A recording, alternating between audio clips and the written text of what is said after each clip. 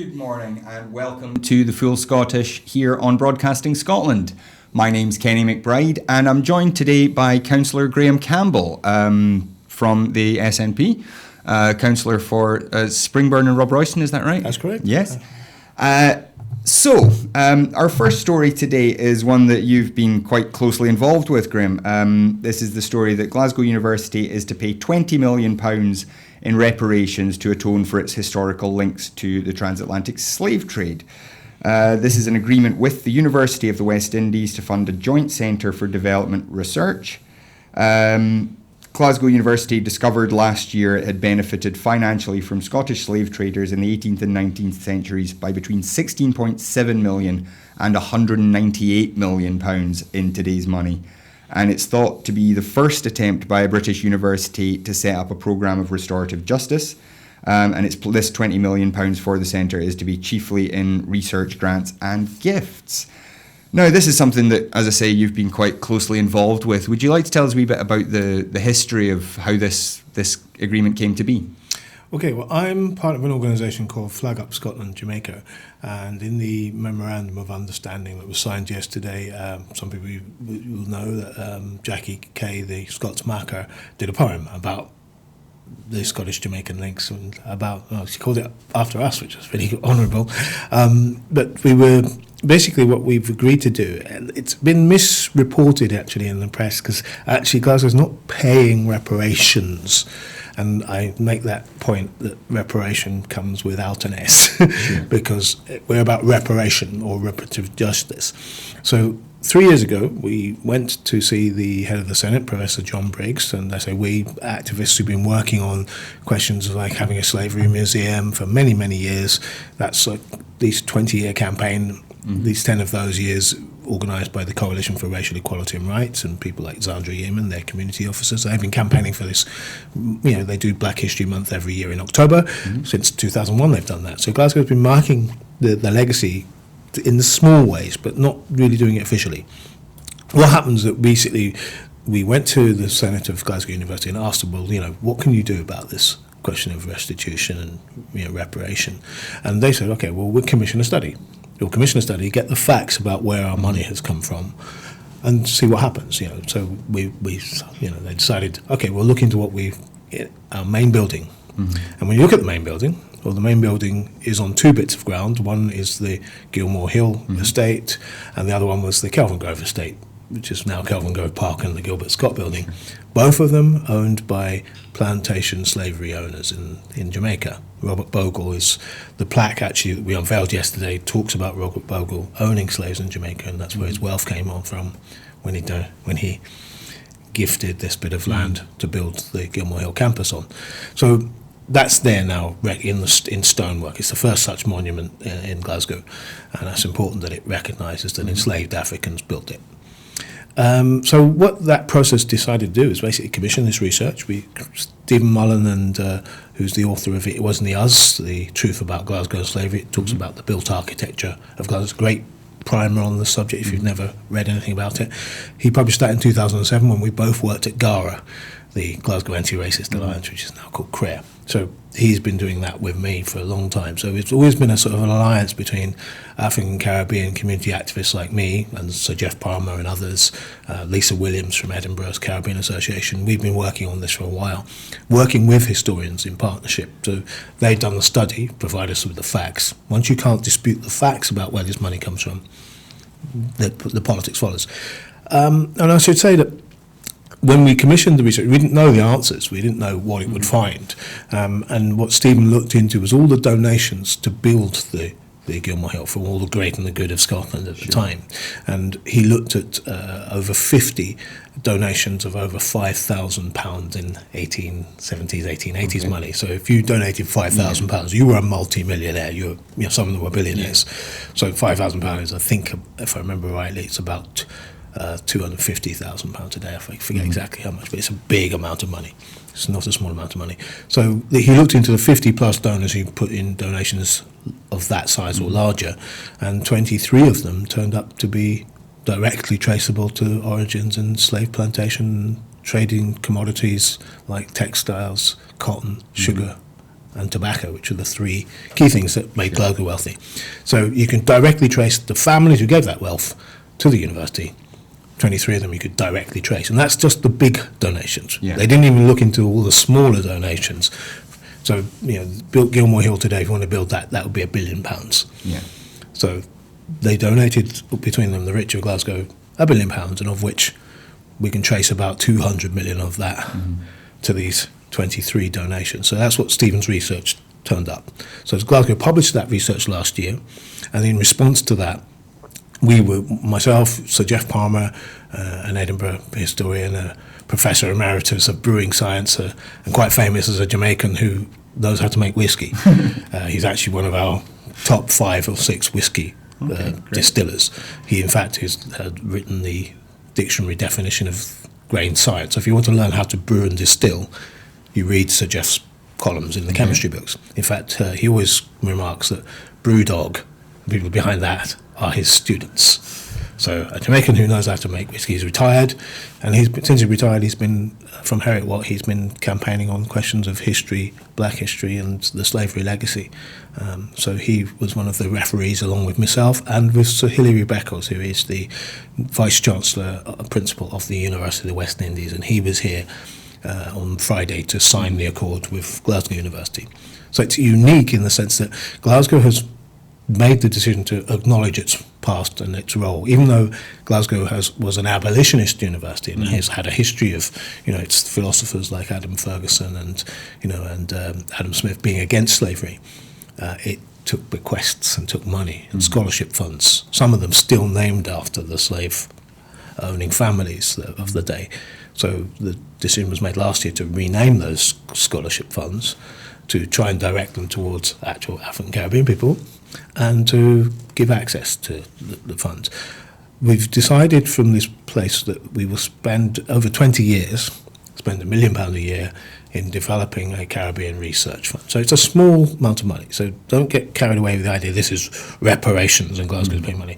What Glasgow's doing is committing to a process of uncovering the truth about the connections between Glasgow and the Caribbean by setting up a co-located institution in Kingston and in Glasgow. And it will look into the research links to show the connection between Glasgow and the Caribbean, and obviously fund scholarships in both directions. I expect it's important in Jamaica because they don't have a slavery or historical institute to cover the legacy of colonialism. And this will be the first time that the Scots have properly recognised their role in it. So it sets a precedent. It sets a bar now that all other Scottish institutions should follow. And I hope that all other British universities will follow. And obviously I hope at some point the cities, the towns and the country will follow. Okay. Now, as you say, this is a relatively small amount of money compared to the vast amount of money that came into the university from essentially from slavery. What more would you be hoping that might come out of this process of kind of discovering the truth and kind of understanding what really happened and where money came from, where it went to, who benefited? I mean, is there a plan that someday there will be actual reparation paid to descendants of slaves? Again, it's this thing about paid. The moment you start talking about money, that gets reduced down to that. But when you talk about reparation around, say, the Holocaust, a crime that went on for 12 years, the Germans and the Austrians and the Swiss are still paying reparation to the descendants now, even though most of that generation are dead. That's just, it's a massive crime against humanity, but it lasts for 12 years. But it's in international law. Those countries have established the principle that countries can be liable for past historical crimes. The political issue here in Britain is that we haven't owned up to the historical crimes, that nobody wants to make an apology because then they'd be admitting liability. Yeah. That's why Tony Blair, back in 2007, expressed his deep regret and didn't apologise, because once you apologise, you recognise you've done something criminally wrong. But this is a crime that went on for pretty much 300 years.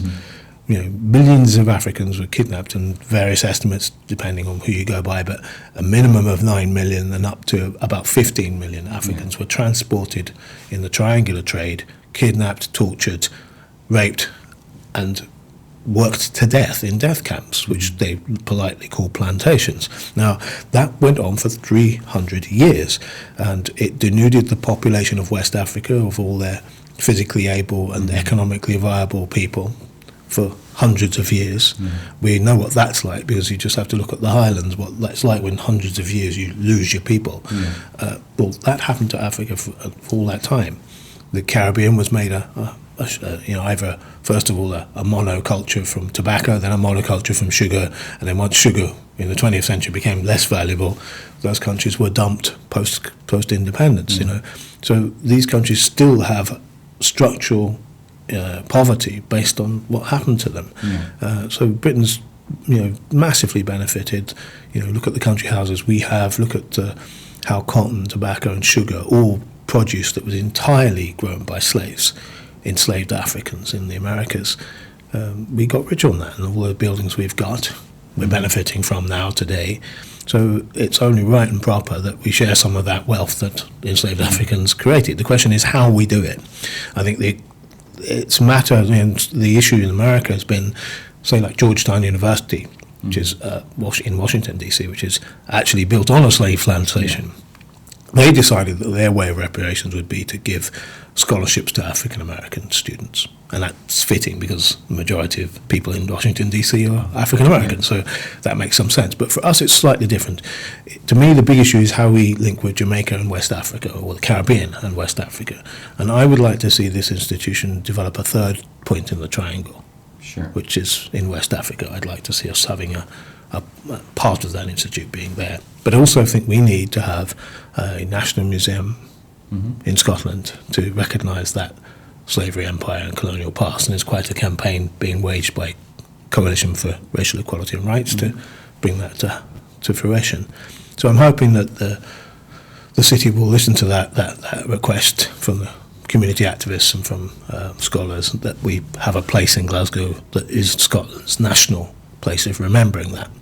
I mean, the main thing is that we've had organised forgetting about just how far Scotland has been involved, therefore we need to have a very organised process of remembrance. To me, reparation is about acknowledgement, raising awareness, atonement, then apology, then you might talk about money. But if we really wanted to talk about money, actually, if you took it at minimum wage, UK minimum wage prices, it would be in the dozens of trillions of pounds. So it's not payable back in practical terms. But what is payable is we could help develop the countries who've been most negatively affected by it. In particular, I'm thinking Sierra Leone, the Gambia, other countries on the West African coast which lost their people. There are Caribbean islands now which are in need of development aid. We should be helping to develop their economies in step with what their countries and what their peoples want.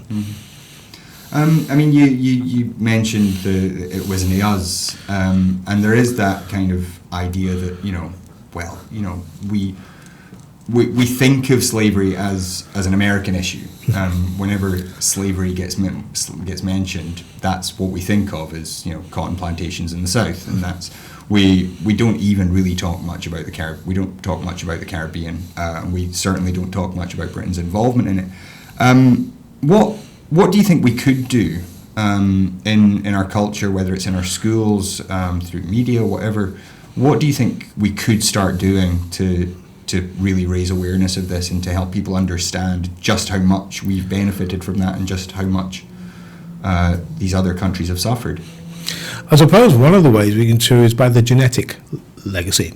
1/3 of Jamaicans are of Scottish ancestry, and that's because 1/3 of the white planters and overseers were Scots, and many of them raped their property as they were, and created progeny. Some of those became Scots. They came here and were educated or went sent to school, but most of them were worked to death in these plantations. But we survived, and we survived through slave rebellions. But even the legacy you see in Jamaicans is even the way you speak English. The way Jamaicans speak English is influenced by Scottish words. You stay in Kingston, you don't live in Kingston.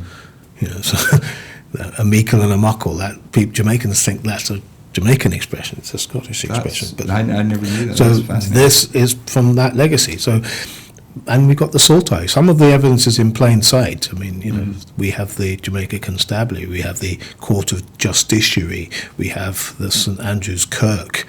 We are the parish of Kingston and St Andrew. The clues are there if you look at them. Yeah. We're about the most Scottish place on earth. So once you realise that Scotland has a footprint on all these Caribbean islands, in West Africa, in Asia, throughout Asia, India, Pakistan, even Hong Kong, of course, was founded by Scottish traders. There are people with brown, black, and yellow skins walking around who have Scottish names. Yeah. There's more of them than there are Canadians, Americans, Australians. So our concept of what a global Scot is needs to change. It will change by having a proper history of our country. We need history books which tell us that, and perhaps in the past when we learnt about the slave trade, we only really learnt about it from London, Bristol and Liverpool. Yeah.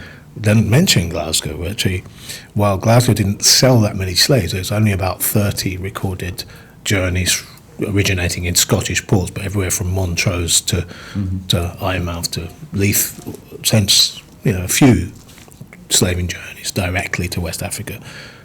Where Scots were involved was in the trade in Liverpool, in Bristol. 3 out of the 5 major companies that traded slaves in Liverpool, which was the biggest slaving port, was owned by Scots. William Gladstone, his dad was one of them. So we were deeply involved, very deeply, but the history of it has been forgotten because we were slightly removed. We sold the commodities. Yeah. And the thing was yonder a wire, as they say. Yeah. So people were disconnected from that, and that organised for getting started about 150 years ago, when the abolition of slavery was celebrated as a big thing. But of course, while we abolished it in the British Empire, we carried on slave trading in places like Cuba and Brazil. 80% of the trade was carried out by British ships. British ships broke the blockade in the United States Civil War in the 1860s. And the reason why we have a very efficient shipbuilding industry, because we created the concept of a copper-bottomed boat. Fast boats that could run these blockades that the American Navy was putting on the south. The Glasgow merchants wanted the cotton they were getting from the south, so they helped them by building these fast ships. So we owe a lot of our shipbuilding prowess to actually breaking the blockade. These are things that we don't know. So my experience so far on dealing with this stuff has been Glaswegians especially want to know this history, and they are shocked that they don't know, and they're almost angry that they don't know, and then they want to know more. So the way to do this, we go to schools, we change how we teach history, we teach our history teachers with the right books, which prior to 2007 there weren't very many of them. Sure. Now there's more historians studying this area of work, more experts out there, so it's getting better. So we have more materials to work from, so if we use them, put them in schools, have these conversations like this, then we'll get there. Okay.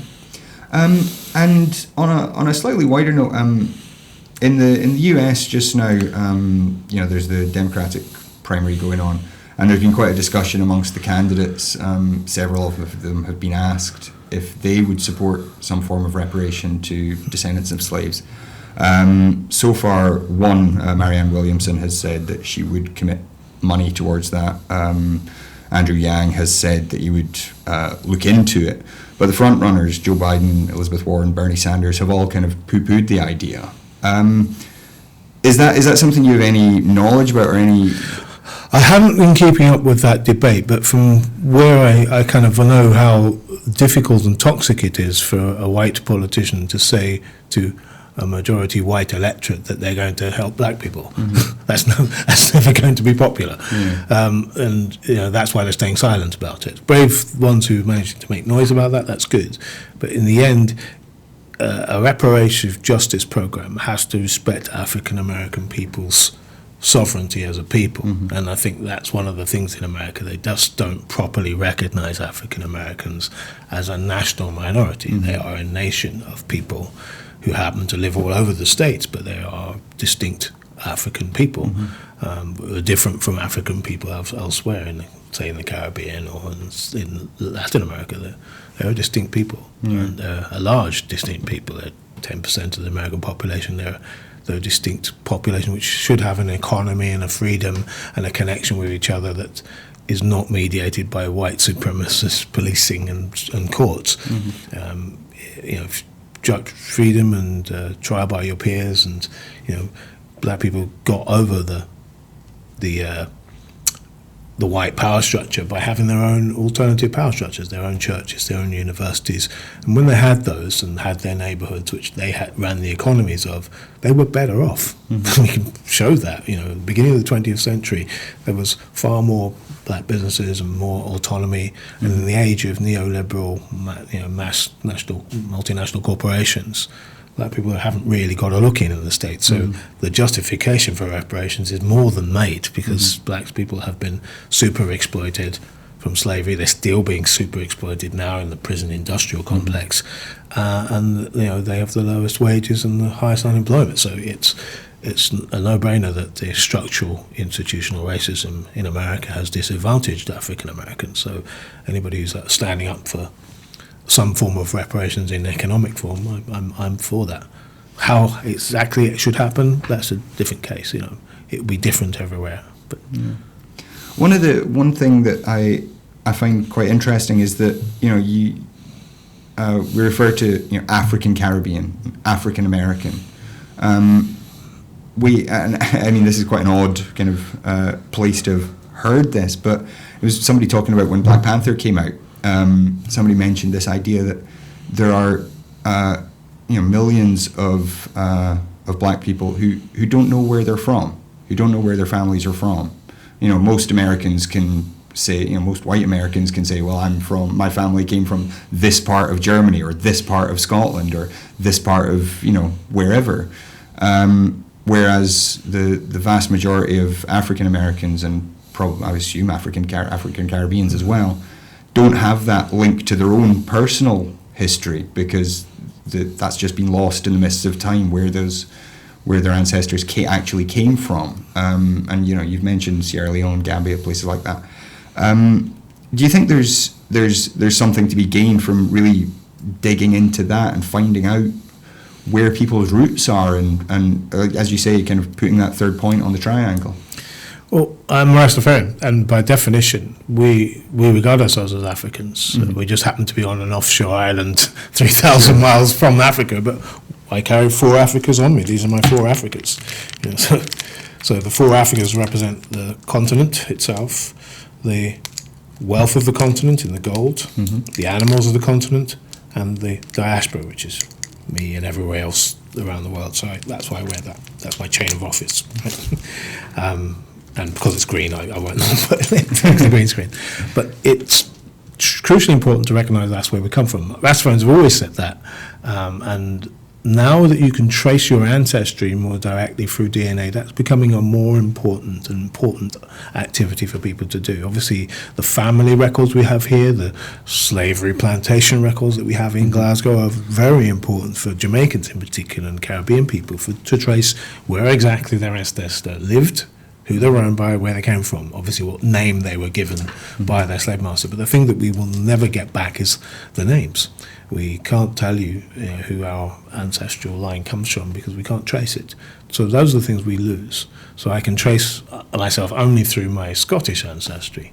That's the truth. A lot of us can only do that, and I think that's such a cultural genocidal thing.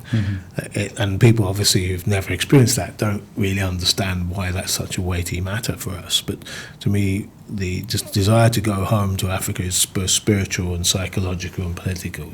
The more we have a strength and faith in our origins as a people, that we had a civilization before slavery, which didn't have those constructs that the Europeans imposed on us. We didn't have chattel slavery. That didn't exist. We just didn't have that. That's nothing that we knew about. And our societies were overwhelmed by a culture with superior war technology, which denuded us of our people. So I suppose it's dead important to me personally that we reclaim that African heritage. And I suppose I've been asked many times, should I research where exactly I come from in Africa? But the likelihood is I come from either Nigeria or Ghana or somewhere there in the Gulf of Guinea. It's more likely because that's where Jamaicans were kidnapped from. So if you were in Brazil, most of those came from the the Angolan and Congolese coasts. So you kind of can roughly know where in Africa you would have come from because of where your slave plantations were. So yes, I know roughly that. And you see some survivals of it in the cultures in the Caribbean. I mean, there's a great island, Carriacou, near Jamaica, near Grenada. It's a tiny island, only about 500-600 people live there, but it's one of those islands which had a plantation population coming from some specific parts of West Africa, and they managed to allow their culture to survive and their language to survive, and even the drum patterns and the costumes to survive the journey. And so you can see that still, the survivals of Mandinka, of which is a major tribe in Senegal and the Gambia, that you find in that island. So we've got little bits of African culture which survive. And obviously we want to express those more. And the best way to keep that legacy alive is to have more economic and social connection and more reason for doing so. But yeah, it will be more of a thing. I'm quite sure of that. Okay. And over the slightly more distant horizon, how would you like to see this resolved? I mean, and is there a resolution where we can kind of have African Americans, African Caribbeans, African British people feeling kind of, I don't even know quite what the word is, but feeling that things are settled, that things have been repaired? Clearly not in our lifetimes, because something that's taken 400 odd years to develop, a system and culture of the dominance of white supremacy in European culture, that's going to take a long time to decolonize from. That's a mental thing, that's a cultural thing. It's everything in the linguistics of the European language is how they refer to blackness. All of those cultures are going to have to change over a long period of time before we can really say we ever get there. But what we can do in the short term is at least have economic and political equality in a real meaningful sense. That requires the overthrow of the existing capitalist, patriarchal, racist structure. It requires an economic justice of the global south coming to terms with the global north on equal terms. It requires saving the planet, which cannot be done with carrying on with the dominant cultural norms of white European racism. It can't be allowed to continue, otherwise the species will not survive, the planet will not survive. So I'm quite confident that will change in quite a major way, but the cultural after effects of 400 odd years of colonialism is not going to disappear overnight. I mean, you make it sound so easy. We just have to change the entire world. It is a huge challenge. I don't mean to laugh, but it's so hard for me as a white person to even contemplate what it must be like. It's really hard to take in. You know what I mean? I think the way I kind of come into this is I always say, well, I'm called Graham Campbell because a Scotsman did what he did generations ago, but also I only found out fairly recently my great grandfather was actually properly Scottish, born in Scotland and went out there to run the family plantation in the early 20th century, anyway, around about then. So I only found out that fairly recently, only a couple of years ago. And my dad used to go to the plantation house and was brought there in his Sunday best with his brother, my Uncle Carl, and they used to be made to read Burns to their grandpa. Wow. And I had no idea about that. I lived here for 15 years before my dad tells me this about his life. So what that tells us is that we're family. Once you connect it with family, that every person out there probably who thinks that they're white and Scottish, actually you probably have ancestry that is directly linked with that plantation slavery, that you will have African ancestry somewhere in your blood. Once you connect with it personally, that it's part of your own family history, you can't come with this racist white supremacist nonsense. Because then, because we've had to come to terms with this. I'm obviously a product of plantation slavery. I'm the descendant of enslaved Africans, but I'm also the descendant of the enslaving Scots. So I have to, I've got skin in both sides of that game. And if I have, then so did every white person in Scotland. That's a great way of thinking about it. That and even as the kind of winning side, I guess, white people still have to come to terms with it as something that still affects us. We could talk about this all day, but we do have some other stories to get onto. I do apologise. I would love to talk to you about this for longer.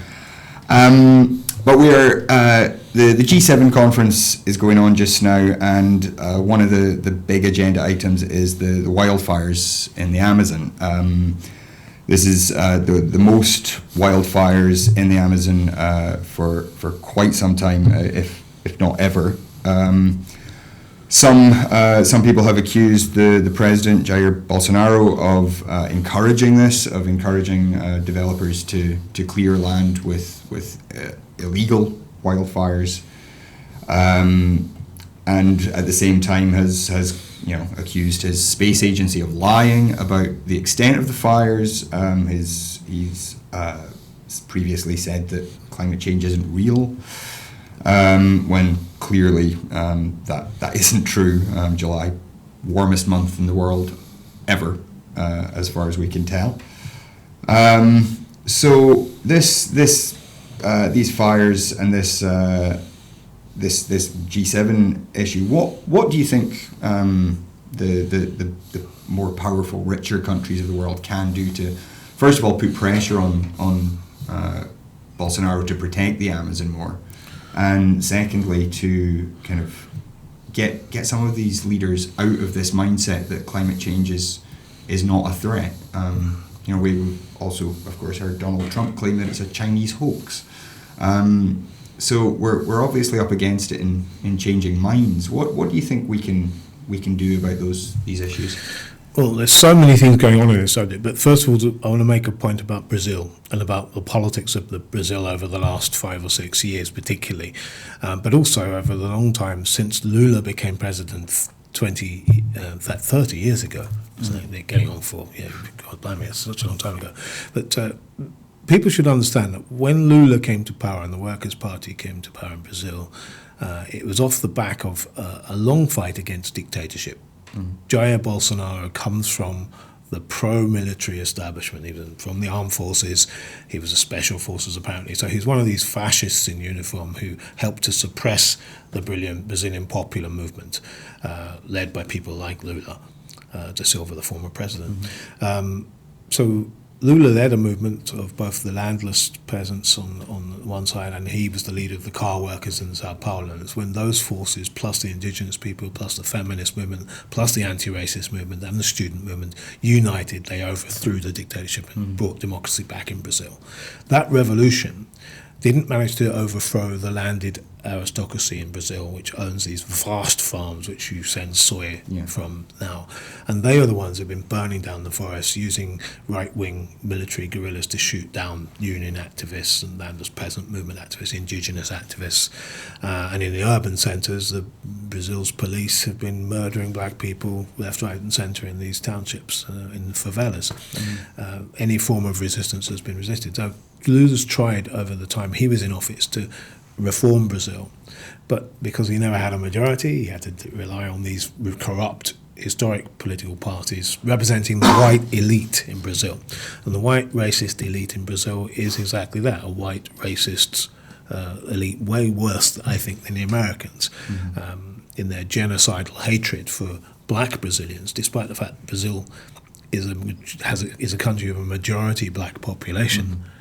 It's a country that absolutely despises Brazil, and it's got a root in slavery, and it's something that's properly not been acknowledged, and only for the first time started to be so under Lula's regime. What you're seeing in Bolsonaro is a reaction of white supremacy against. It's similar to Trump in that respect. There's a reaction against progressive issues like sexuality and equality for women, student rights, indigenous people's rights, and stopping the Amazon. So the measures that Lula's government and then Dilma Rousseff's government took to stop and to prevent farm owners and big land conglomerates from swallowing up more of the Amazon. That's the business interest behind Bolsonaro, and that's where he's coming from. So it's very clear that this is coming as part of the trend. The international community could have intervened long before this, when he started giving false charges against Dilma, when Dilma Rousseff was overthrown by a coup from corrupt politicians who then charged her with corruption, when in fact that's what they were guilty of. They were allowed to get away with it. The international community had nothing to say about the encroachment on democracy and human rights. Right now, Glenn Greenwald, who's quite famous as the journalist of the New York Times who exposed the WikiLeaks scandal. So he's been his partner's Brazilian, so he's in Brazil, and he's been exposing the corruption of Bolsonaro's own family members and his regime, and he's been attacked as a journalist, and homophobic remarks has been made about him, and real attacks on journalists. But he won a recent Supreme Court judgment which defended the right of Brazilian journalists to properly investigate the truth. It's a quite an important landmark judgment. But there's clearly a creeping fascism in Brazil, and I've become aware of this as well through a local initiative called the Brazil Solidarity Initiative. A Glasgow resident called Natalia Urban has kept lobbying me about this for the last year, and I've been quite surprised about how little publicity has been given to the extreme measures that Bolsonaro has been taking even prior to the Amazon thing. The Amazon is only the logical consequence of a semi-fascist regime being allowed to get away with murder literally on its streets, killing black politicians, beating up women politicians in public. This guy's beaten up left-wing politicians on camera in front of people, and yet got elected. And that tells you something about the psychology of a lot of white Brazilians, that they think that's okay. If you think Trump is bad, try this guy.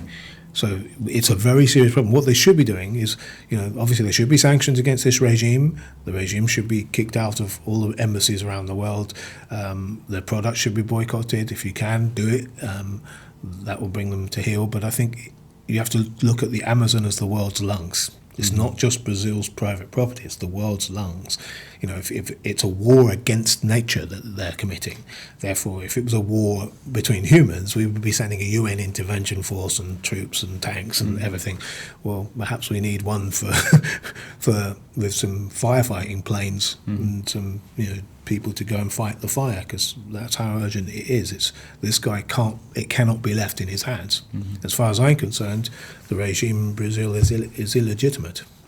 It does have some quite strong political support from Trump, of course. Of course it does. We have seen France, Ireland, one or two others making a point that this does have to be a very high priority.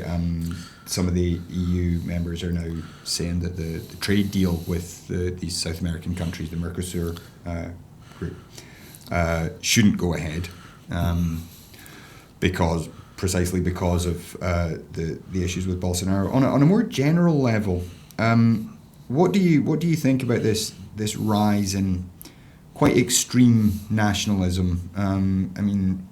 We have a degree of it in this country with Farage and even Boris Johnson to some extent, Bolsonaro, Orban in Hungary, Poland. We've got Trump in office in the US, and there is a strong strain of anti-science, anti-facts, this idea that climate change just isn't real. When even in the US there were some of the worst wildfires in Californian history last summer. Is there something that we're doing wrong in allowing this right wing rising around the world? think one of the things that is often commented on social media is the relatively short attention span of social media users, but also the fact that they're in various bubbles, and essentially you get right-wing or left-wing opinion recirculated back at yourself because that's who you choose to be friends with, and that's who chooses to send you messages. And the place for objective facts doesn't exist. And we've tried, I suppose, on the left to counter the fascist threat with facts about immigration, which are, facts, but people aren't responding to facts. They're responding to emotions and gut feelings about things, and that's what right-wing politicians are very clever at doing. They're very clever at relating to people's anxieties, fears, frustrations, their emotions. They appeal to their emotions. They don't appeal to facts. Mm-hmm. They say, bullshit facts to back up the emotional content of the speech they're making. And Boris is doing Britain is great, Britain should be great, Britain's this oppressed little country. Not that it's one of the biggest perpetrators in all human history. It's an oppressed little country. It's a feeling that people have. And it's chiming in with the feeling of marginalisation that some British people have. And they're blaming foreigners for that. But translate that everywhere in the world. Populist, nationalist right-wingers are tapping into that feeling of disempowerment that people have and coming to the wrong conclusions about it. The truth is, unfortunately, a sizable section of the population in England, certainly, have fallen for the idea that upper-class Etonians and stockbrokers are their spokesman against the ravages of international capitalism, when actually it's international capitalism that's the problem. So, which is generally run by those oldies. By exactly those people. So, but they're very clever ideologies, and I suppose from the left-wing anti-fascist point of view, we need to be as clever. We, of course, have to confront fascists and nationalists on streets and in demonstrations, but we need to counter them in ideas, and we need to counter them in the emotional impact of the ideas that they stand for. We have to come across with the emotional content of what it means to be collective, be in solidarity, be in human sympathy and empathy with each other. We need to convey those messages, and people are able to tap into, therefore, the factual basis of what we're saying. So if people care about the planet, obviously everybody wants to breathe. So tap into breathing. If you want clean air, you do not want your kid to die of asthma. You do not want to carry on with the life expectancy of your child being shortened because, people respond to that on a human level. So I think we need to get our messages out in a human level that people can connect to. Just facts won't do it. If we stick to just the facts, we'll lose this fight. Mm-hmm. It's quite a depressing thought that facts don't mean very much, isn't it? But I think you're right. I think there is a strong place for finding some emotional narrative that helps people understand where the real problems are. As you say, it's predominantly rich white guys saying blame the least powerful people for all the problems that mostly were created by us. Yes. We need to find some way of turning that around. Speaking of a lack of facts and right-wing disturbing developments in politics, Boris Johnson this week seeking legal advice on shutting Parliament down for 5 weeks to basically enable a no-deal Brexit, or rather, to prevent a no-deal Brexit from being blocked by Parliament. This is, a crisis that we've been living with for 3 years now. We have a very divided opposition, even though everybody kind of agrees that Boris Johnson's the worst Prime Minister in the world and that we need to do something about Brexit. Nobody seems to be able to agree on a very clear strategy. And then we have this idea of fundamentally suspending democracy in order to preserve democracy as Boris Johnson would have it. What do you think about this idea of proroguing Parliament? I've always thought, one of the reasons why I've always supported Scottish independence, I've supported it long before I lived in Scotland, but the reason why I did so from about 1994 onwards was because I could see that Westminster was a profoundly undemocratic system, centralised down in Whitehall and with the unelected officials really in charge of everything, who happened to be the politicians at the front of the apparatus. Lots of stuff is done without any real democratic scrutiny. It always was. The citizens are subjects. They're not citizens in their structure. The Scottish structure is more citizen-based. We have a concept of this, the claim of rights. We have a concept of, even the King of Scots. You're not the King of Scotland. You are the King of Scots. Therefore, you're the King of the people. You have to govern with the consent of the people. We have a strong ingrained sense in Scotland that we are citizens, not subjects. We're still subjects, but we have a strong sense that we should be citizens. I think English people don't have that. I'm a Londoner, I can tell you. People's slavish devotion to the Queen and the Queen as the concept of their nation and the monarchy and the parliamentary structures, they have a strong attachment to that. It's almost sort of masochistic in the, having ruling class, upper class people of white Anglo-Saxon Protestant origins telling you what to do seems to be something that people like. It's weird. I've never understood it. I grew up in the 70s in London, and obviously I faced a lot of racism with my family. We had the National Front organised quite locally where I lived, and I had to run a gauntlet against these hooligans as I went to school or went shopping. So I got used to fighting. But their concept of the world is so different to mine and to this country's. I suppose once you're subjects, not citizens, you've accept a degree of disempowerment, but the thing that you got benefit for that was, you got the status of being a citizen of the greatest country in the world, the greatest empire ever. That psychological wages of whiteness, as I would call it, or the psychological wages of empire, was really important for relatively disempowered people to feel that they were important.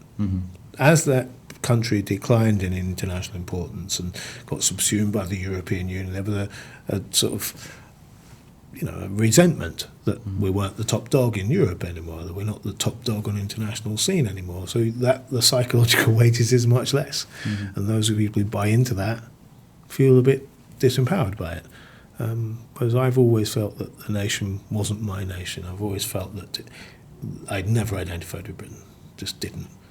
I've always been a West Indian, so I've always been a Caribbean person, so that was my nationality. And since living in Scotland, I've come to realise, this is a country with its own structure, its own history, its own traditions, its own ways of doing things, and I think we're much closer to a proper democracy here. But they're threatening to abolish democracy in the form of Boris, but in practice they actually don't have one. That's what this thing is exposing. They fought the whole referendum on Europe around bring powers back to Westminster, and then once they brought power back to Westminster, they didn't want Westminster to decide anything. So kind of odd kind of democracy where you actually think that democracy is a single event in 2016 rather than a process of development. The other myth as well is that Britain is somehow some harbinger of international democratic values and principles. We've only been a democracy properly since 1928. Do you know when women got the vote in parts of West Africa? 1291 in the Songhai Empire. The Australians and the New Zealanders gave everybody the vote much earlier in the 20th century than Britain did. The British only had any form of vote in the 1830s. Loads of countries had the vote well before us. So the idea that we're somehow some mother of parliaments, we need to get over that. Westminster is a relic, and the more our MPs are down there, the more they realise what a public school boy relic it is, and it needs to go. But the English people need liberating from it. I can tell you that one of the things, the dynamics about the Westminster system is it sucks all power, people, influence, resources down to London, and obviously denudes the regional economies of good people, good capital, good social capital, which they should be using up there. And they need regionalised government in England. If there's going to be a democratic transformation in England, it needs to be decentralising power away from London. But I'm afraid it's going to have to be stimulated by us leaving. And I'm very interested in some moves that there are afoot in England to, sort of the equivalent of the SNP down there are people in the Labour English nationalists, people like John Denham at the University of Winchester, who's written some interesting stuff. People like Billy Bragg, who've talked about an England that could be more a Commonwealth. So I think the challenge to the British state, we have to get rid of the British state. We have to get rid of the Westminster structure as the norm of democracy. We need to create a new democracy in England, but we've got one in Scotland. It just means we have to just give it all the powers it needs, all the powers of independence. We've got a potential structure here which works well, and I hope that they follow some of our model, but they need to develop things that are part of their own model. But yeah, Westminster, I will be in favour of preserving what democratic rights and freedoms it upholds. I'm in favour of Westminster deciding to stop Brexit if it can, but I hold no faith in it. In the end, Scotland has a mandate, voted against Brexit. It's voted in 2 general elections against Brexit. It's voted in 1 Holyrood election with a majority for calling an independence referendum. So as far as I'm concerned, it's immaterial, frankly, what the result is. We will move towards independence, and that's what we need to do. Just to circle back to our first topic a wee bit, we have this idea, as you said earlier in Scotland, that the empire wasn't really us. It was England that did that, and we were just passengers. And of course, we know that Scots played a disproportionate role in actually administering the empire. But do you think there's any sense in which, some people do have this concept of Scotland as the first and the last English colony, that it was the empire only really began once Scotland was taken care of, and then the empire expanded, and then the empire retreated, and the last bit of it will be Scotland going, and England being left to reckon with itself. Do you think that's an accurate understanding? It's an analogy which I understand why people do that, but certainly the empire needs to fall. I've said it in speeches. I've said Babylon must fall, because the empire still exists. The structural thing in Westminster and Whitehall, they are still structured like the empire was, with the Colonial Office, even still call it the Foreign and Commonwealth Office. It's still structured like it's still an empire, and to some extent it still is, because we still have overseas dependent territories. We have little bits of naval ports here and there around the world. The sun still never sets on. Yes, so the British Empire's structure still exists. We just don't have the actual empire to back it up anymore. So yes, there is a need for decolonisation, but Scotland is part of the perpetrating. It's not a colony. Our ruling class, despite the fact they didn't have popular support for it, willingly joined in the Union. They were bailed out from the Darien experiment of the 1690s, where they lost most of the country's fortunes on a failed colonisation attempt in Panama. The Article 4 gave them access of the Union Treaty of 1707, gave the Scots merchants and ruling class access to the English Empire. That's what the Union was about. The Union was founded to exploit the British Empire's colonial possessions in slavery. So it is founded in slavery, therefore to break it down is an anti-slavery and anti-racist act. So Scotland needs to do that as part of atoning for that past history. It's not that Scotland was a colony. Scotland was not a colony. It wasn't conquered. Its ruling class willingly and engaged in the creation of the UK.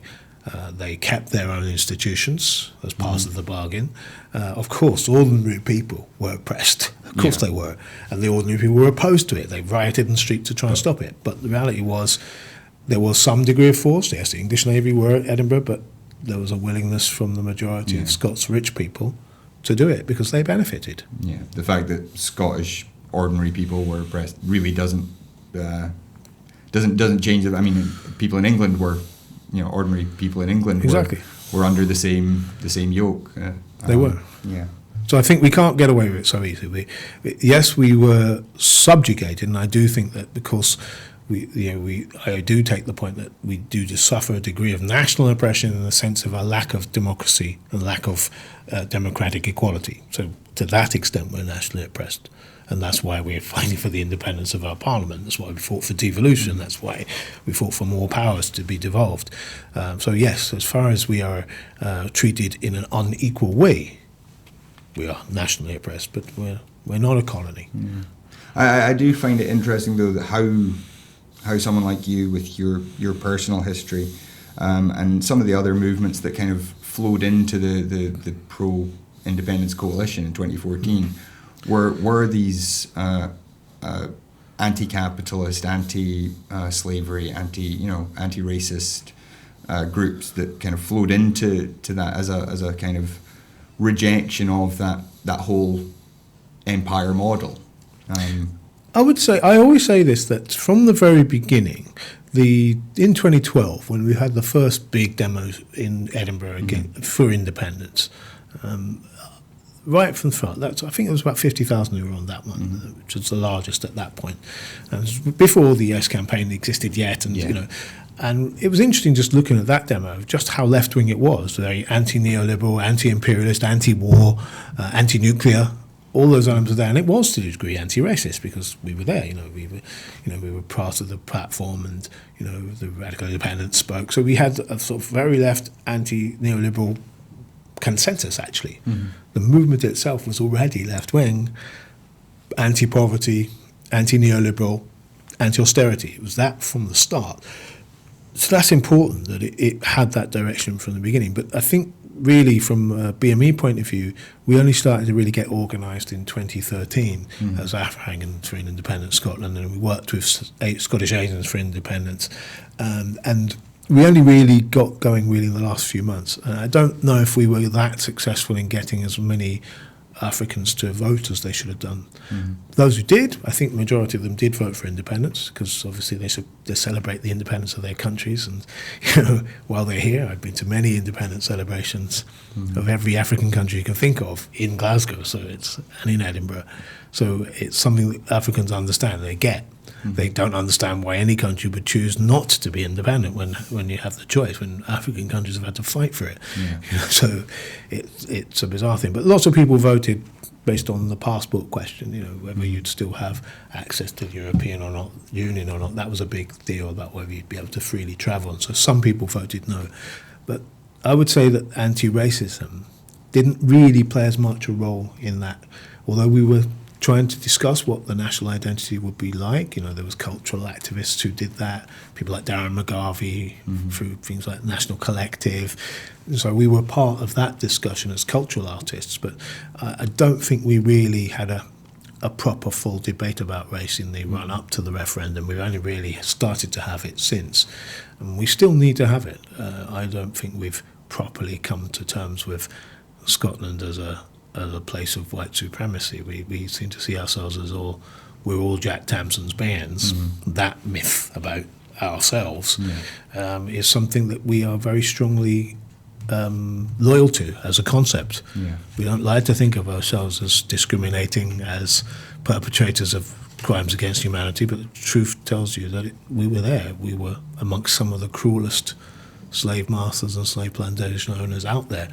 So we have some answers to give to some of these really important historical questions, which should then lead into us to redefining what it means to be a Scot. And I think we didn't sufficiently do that during the last referendum campaign. So in this one, I'm determined that we will.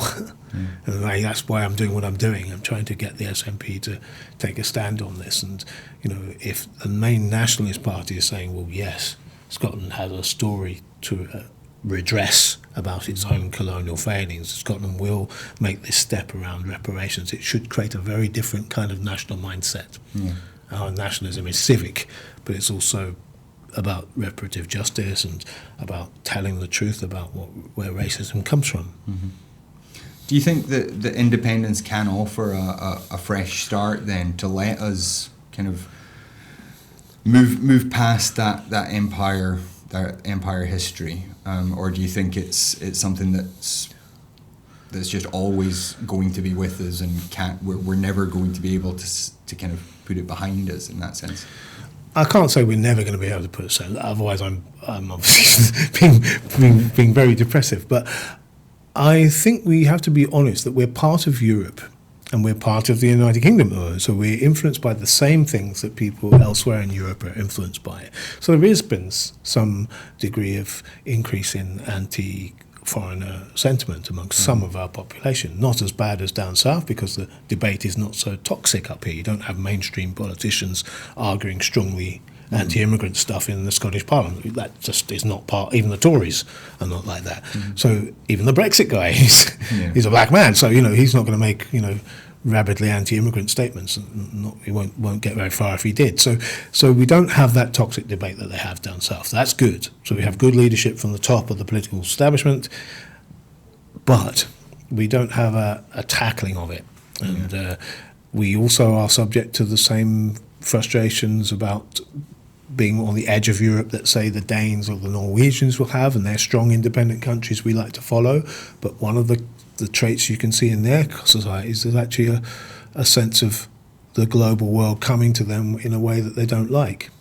That suddenly they're international places, and suddenly your traditionally Danish town in the east coast of the country is not so traditionally Danish anymore. It's an international multicultural place, and people react against that multiculturalism by particularism, and I think we're not immune to that. That is very likely to happen to us because we're a North European country.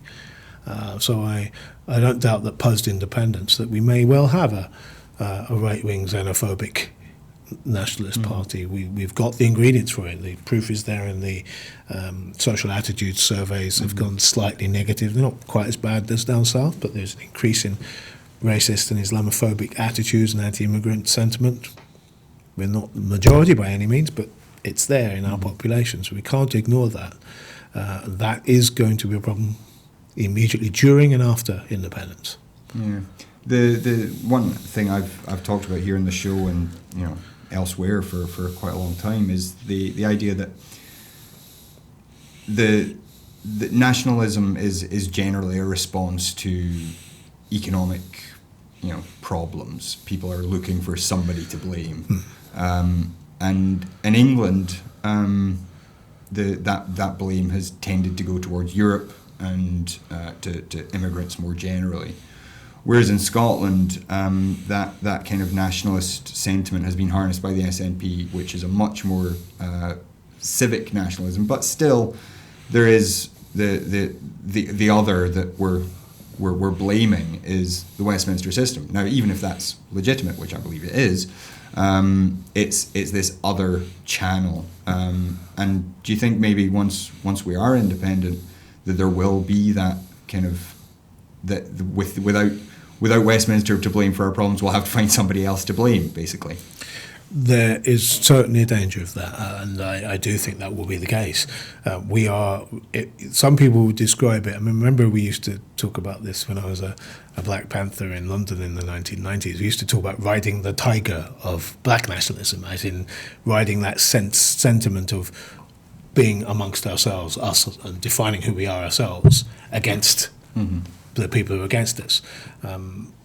Riding the tiger of nationalism in the current context means riding that sense of feeling of usness that people have as a way of garnering support for progressive social policy. But the moment we don't have the Westminster system to blame for our ills, who will they blame? I do think there's a definite danger. There's certainly that ethnocentrically driven nationalism out there in the population, and obviously the less we do to challenge that ethnocentrically driven sense of identity, and we do that by having a true history about the country, then the more we're going to have that as a problem post-independence. So that's why I think it's important to establish during the campaign and the fight for independence that this is the kind of independence we're going to have. We're going to have one where we address our colonial history and our past, where we redefine what it means to be a Scot. We define it in globalised terms, so that people then know what nationalist project they're buying into. They're buying into an internationalist, or as Paul Gilroy would call it, an outer nationalist project, political project. I am worried for the future, I'll be honest, because I think there's I've come across it amongst supporters who are very okay with me. They're very okay with the Scottish connection with the Caribbean and Africa and being okay with that. So they're not necessarily skin colour racist, but they're certainly fearful of Islam and all that ideology that we've had over the last 20 years demonising Muslims has worked. People are fearful. There's a rise in anti-Semitism, and you see the anti-capitalist tropes mentioning the Rothschilds. I had a conversation about that with somebody the other day, just spontaneously offered it to me. So that's out there, and it's out there in the internet, and it's unchallenged largely. So it's how we challenge it in our public education, our public discourse, and in the political education we get inside political parties. It's important that we challenge that thinking and those mindsets as we go along in the movement. Now, just before we go, hopefully we can end on a slightly optimistic note. We've seen polls recently showing that there is, or we've seen some polls showing a majority support for independence, majority support for a referendum very soon. We've seen with the Gers figures coming out this week that a lot of people now just don't worry about the economic issue as much as we were told we had to worry about it in 2014. Are you optimistic about us achieving independence in the near future? Yes, that's the short answer. I always, people have been critical partly in the Yes movement, I suppose, about the timing and when Nicola is going to call it. Some people are very impatient, but she rightly said right along, the time to do it is when the result of Brexit is known. Now, none of us anticipated it would take this long for the result of Brexit to be known, but now we kind of know where it's going. We have some kind of idea of what impact it's going to have on our economy and on our people and on ourselves in Europe as well as England. Now we have known quantity. It would be unfair to have asked people to vote again on independence when they didn't know what economically and socially what staying in the UK would mean, and they didn't know what leaving it would mean. So it's quite possible that we will have a referendum when we're outside the EU already. We could have been taken out against our will. So until you kind of know those dynamics, it's impossible for somebody to make a proper choice if they're undecided. I'm confident that undecided people will move to independence because you want all the powers and the authority to deal with a crisis. And there's no doubt we're going to be forcibly brought into a crisis, not of our own making, by a political establishment we have never voted for in my lifetime, and we're never likely to vote for. We have to decide. And now some people think it's okay to be run by politicians that you haven't voted for. One of the things that sadly disturbs me when you go out canvassing, and I started canvassing for the SNP obviously 3 years ago when I joined, but it was noticeable then that an SNP voter would have as their second preference party the Labour Party, and a Labour Party voter would normally have the SNP as second preference. But since the yes-no vote, people vote along yes-no lines. You now see Labour voters, their second preference is the Conservatives, and SNP's second preference is by and large Green. That's shifted now. So Labour voters will be prepared to vote Conservative to stop independence. That's where we're at. And obviously Green voters support SNP tactically to vote for independence. So that's where we are. And I think the country is going to be increasingly divided in that small proportion of undecided people who remain but voted no last time for whatever reason. There's definitely a noticeable shift amongst that section of people who would never have thought about supporting independence are now thinking of it, and you're seeing quite a lot on social media. So I'm quite confident that we can build a case for a majority for it, and it's not just an economics thing. It's obviously I think we win the economic argument too. I mean, lots been said, but I think you just have to see what Richard Murphy had to say about the Gers to dismiss that essentially Gers counts all the UK public spending but doesn't count all the UK revenue. So it doesn't sort of work out that we might not spend £66 billion on Trident or £66 billion on an HS2 that doesn't actually come to Scotland. So there's things like that, which if you count those out, we're in a massive surplus in public spending and taxation.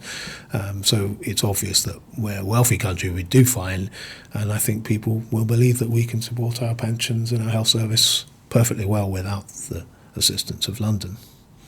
Great. Well, as I say, that was the optimistic note we were hoping for there. Thank you so much for joining us, Graham. This has been a fascinating conversation. I wish we had, all day to talk. And I do hope you'll come back and join us again sometime.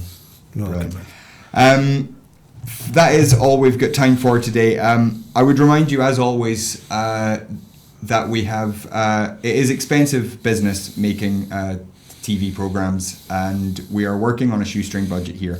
We do have a big new idea. We are hoping in the very near future to start a question time panel show, a question time style show, to tour the country and talk to people, talk to politicians and other thought leaders. We have an outside broadcast unit that is ready to go, but the cost of actually getting out and running these shows is more than we have a budget for right now. If we got 300 new subscribers, that show could start tomorrow. So if you're watching just now, we appreciate you watching, and the shows will always be free to watch. But if you're able to, do please go to broadcastingscotland.scot/register, sign up as a supporter. Your £5 a month can make an enormous difference to building a new media infrastructure for Scotland, which I think if you're watching this, you probably agree that we need. So do please have a look at that. In the meantime, we also have an event happening this week, the town hall happening with Ian Blackford and Mary Black. We are going to be covering that live on Thursday night, on Thursday night. We will be covering that live. We hope you'll join us for that. It should be fascinating. The event is sold out, so you're not going to be able to get in to see it live. The only place you're going to see it is here on Broadcasting Scotland, so do please join us for that on Thursday night. We do have Scotland at 7 every Monday through Thursday on here on Broadcasting Scotland. Join us for that as well, and we'll be back again for the Full Scottish next week with other exciting guests. I think that's all we've got to tell you today. So thank you very much for joining us. Thank you again to Graham, and we will see you again next week. Thanks very much.